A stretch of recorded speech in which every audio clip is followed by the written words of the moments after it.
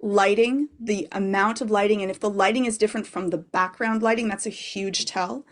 If you spot a suspicious ad, report it to both the platform you're using and the Canadian Anti-Fraud Centre. But ultimately, experts say you now need to think of video as being as easy to fake as an email and trust it accordingly. John Venevali-Rouse, CTV News, Toronto. And wine lovers might wish this next piece of video was fake, but in fact, it's real. That's 2 million liters of red wine flooding the streets of a small village in Portugal. 2 tanks owned by a local distillery burst on Sunday, releasing enough wine to fill an Olympic swimming pool. The accident painted the town red, leaving walls stained. The distillery says it will cover damages and all of the cleanup costs. Well, after the break, cutting carbon beneath the surface, diving into a Canadian first for deep-sea research.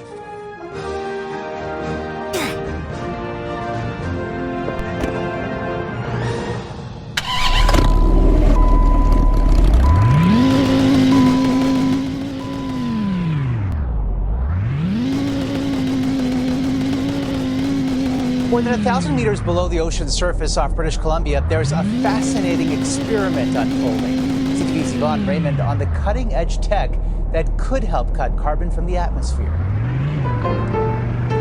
Canadians are keen to see more solutions fighting climate change. Probably right up top, given the potential consequences if the trend isn't reversed. And a new project off the coast of Vancouver Island is among those committed to the bigger picture.